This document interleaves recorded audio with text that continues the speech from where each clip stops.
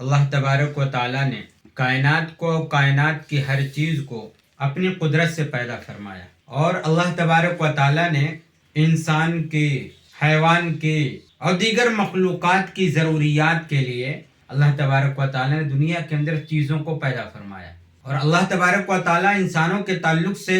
قرآن پاک میں اللہ کا ارشاد ہے، لَكُمْ مَا فِي الْأَرْضِ جَمِيعًا، کہ ہم نے تمہارے فائدے کے لیے زمین میں ساری چیزوں کو پیدا فرمایا، تمہارے فائدے کے لیے۔ اور آج میں سوچ رہا ہوں اسی خدا کی عظمت اور اسی خدا کی بڑائی کا تذکرہ کیا جائے، جس خدا نے ہمیں اور ساری مخلوقات کو، دنیا کی ہر چیز کو پیدا فرما دیا، اور وہ خدا جس کی اللہ تبارک و تعالیٰ نے قرآن مقدس کے اندر جگہ جگہ قدرتوں کا ذکر فرمایا، اس کی عظمتوں کا ذکر فرمایا، اس کی بڑائی کا ذکر فرمایا، اس کی لطف و انعام کا ذکر فرمایا، کہ دنیا کے اندر اللہ تبارک و تعالیٰ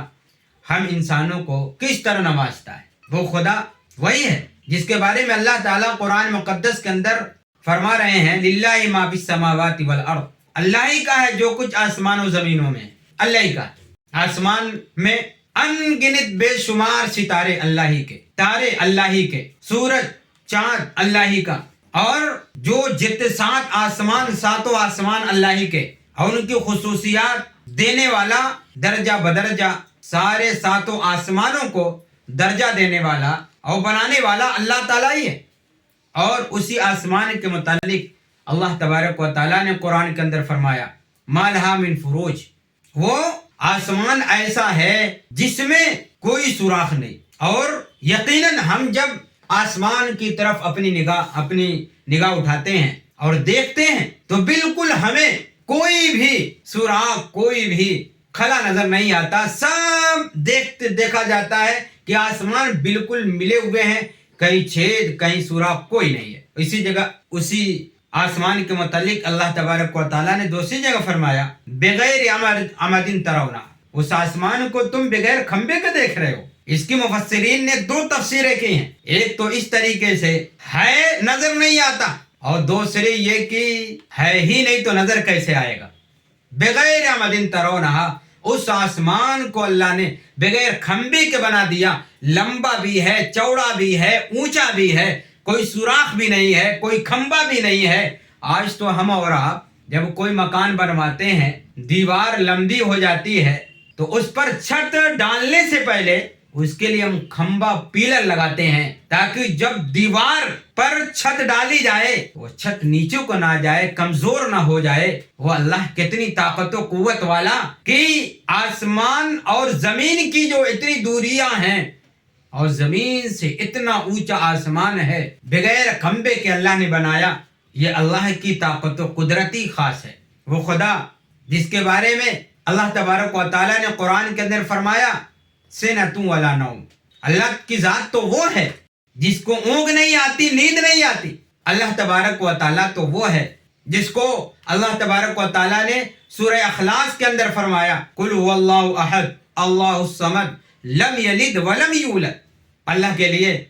کوئی باپ نہیں، اللہ کے لیے کوئی بیٹا نہیں، اللہ ان چیزوں سے پاک و صاف ہے۔ اس اللہ کی کتنی بڑائی ہے جس کے سامنے دن اور رات کے سارے راز ہیں۔ ہمارے سامنے، آپ کے سامنے دن اور رات کے راز پوشیدہ ہوتے ہیں،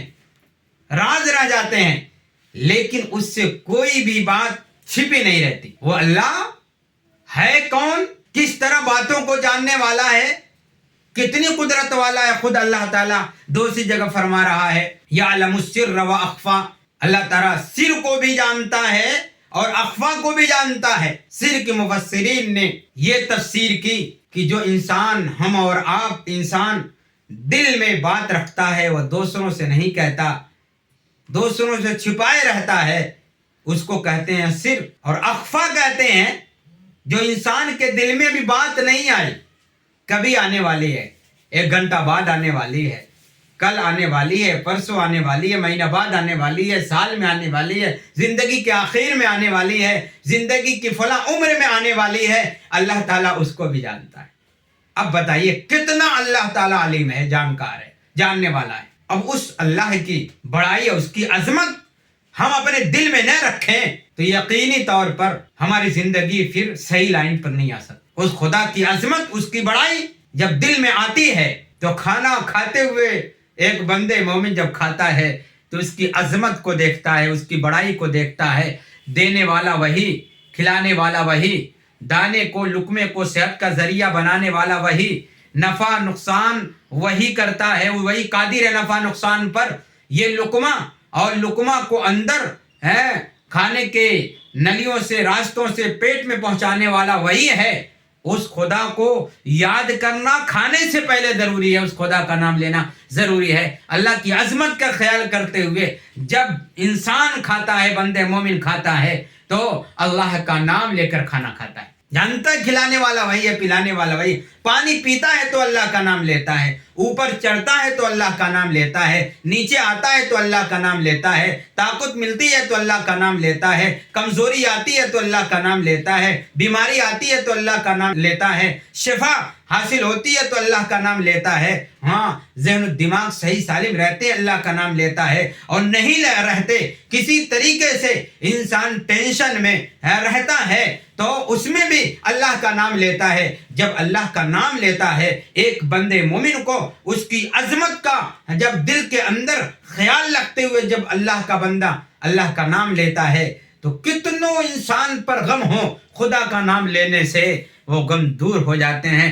ایسے چھٹتے ہیں جیسے ہواؤں سے بادل چھٹ جایا کرتے ہیں، ایسے اس دل سے دل کا غم کافور ہو جاتا ہے، دور ہو جایا کرتا ہے۔ اسی طرح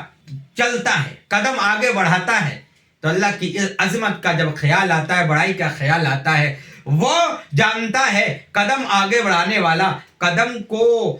کیا چلانے والا، اس کے اندر چلنے کی قدرت دینے والا اللہ تعالیٰ ہی ہے۔ چلتا ہے تو اللہ کی بڑائی کو، اللہ کی عظمت کا خیال رکھتے ہوئے چلتا ہے اور اللہ سے دعائیں کرتے ہوئے چلتا ہے۔ جب بیٹھتا ہے تو جانتا ہے بیٹھانے والا وہی، بولتا ہے تو جانتا ہے بلوانے والا وہی، دیکھتا ہے تو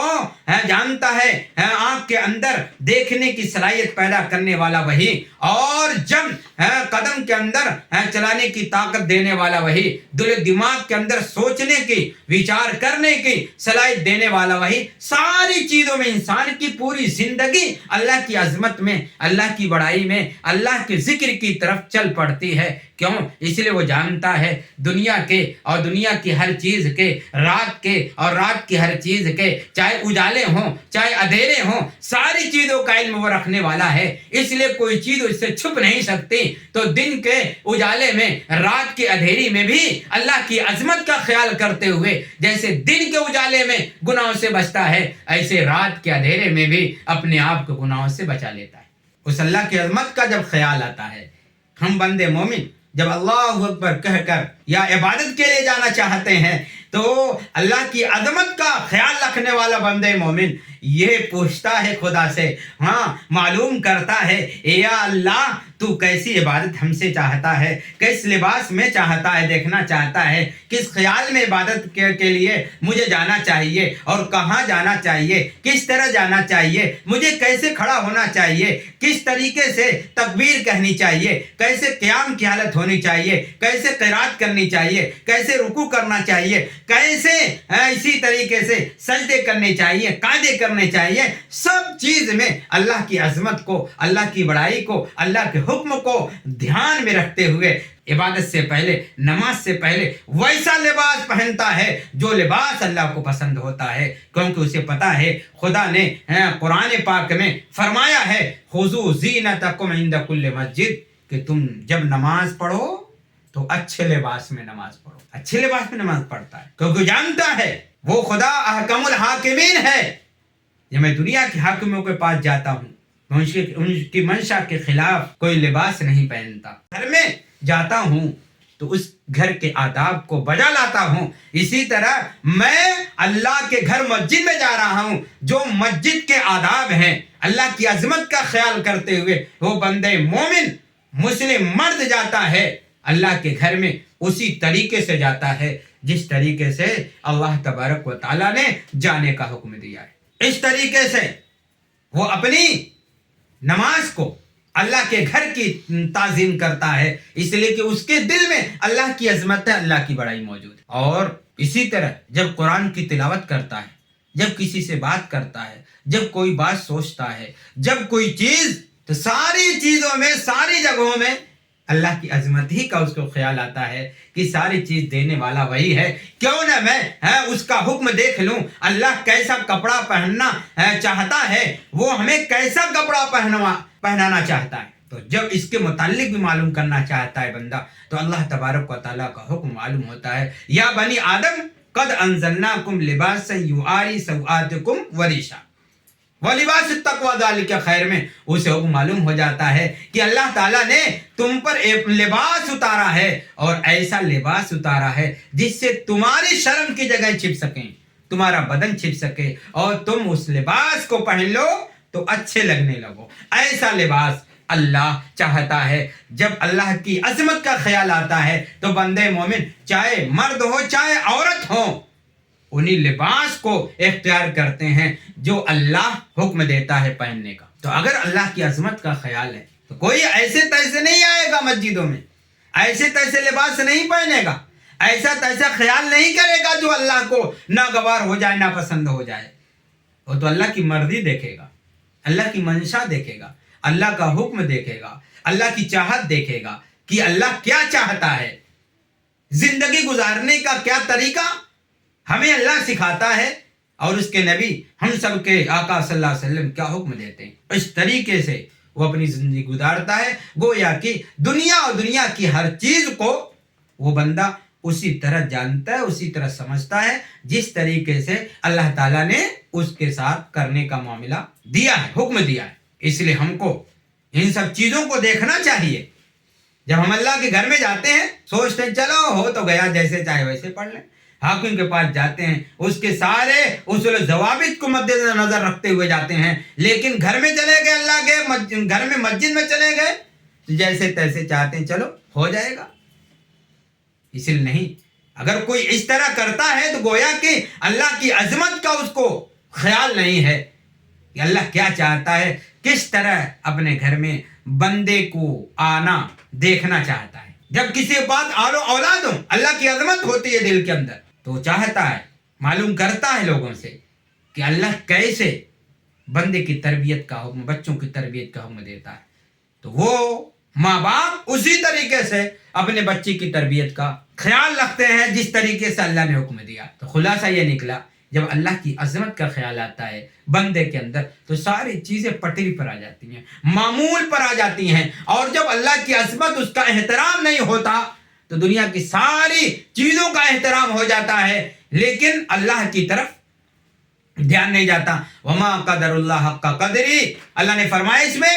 کہ اللہ کی جس طریقے سے قدر کرنی چاہیے، اللہ کی عظمت کا جس طرح خیال کرنا چاہیے، اللہ کی جس طرح عزت کرنی چاہیے، اور اللہ کو کے احکام کا جس طرح پاس و لحاظ کرنا چاہیے، انہوں نے نہیں کیا۔ اور جب بندے کرنے لگیں گے اس طریقے سے اللہ کی عظمت کا خیال، اللہ کی قدر اس طرح کرنے لگیں گے جس طریقے سے اللہ نے حکم دیا ہے، تو ہمارے دنیا اور دنیا کے سارے مسائل حل ہو جائیں گے، اور یقیناً کامیابی قدم چوم جائے گی۔ اللہ تبارک و تعالی ہم سب کو کہنے سننے زیادہ عمل کی توفیق نصیب فرمائے۔